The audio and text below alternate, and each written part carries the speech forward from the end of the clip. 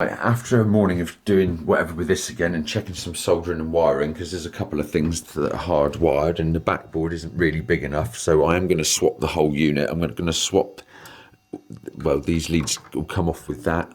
I'll put that in the other machine in there, and we'll put jackpot jumps reels in here because I know that's all perfectly sorted. But I've just switched it on expecting it to go wrong, and it's bloody well worked. But I'm sure that if I put this dual switch on, it worked for ages. It worked for ages. I haven't got a coin mech in it at the minute, so I was just playing it on test, but it worked for ages.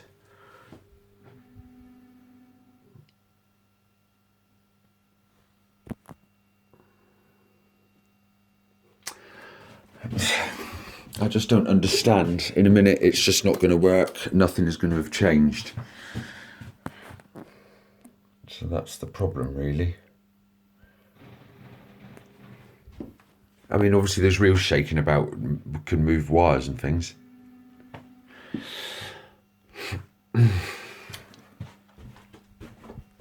right, let's put the test on, put the speaker in, and then wait for the alarm to go off when it... And this reel jumps as well sometimes, and I'm not sure why.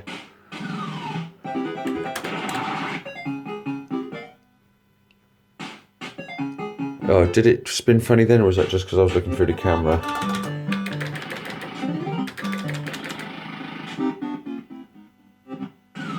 It won't work for long, it just won't. If it does, I'll eat my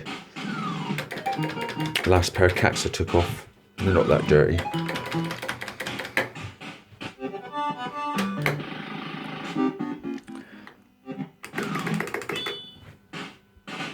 You watch this, it'll go out of line in a minute. This here will skip.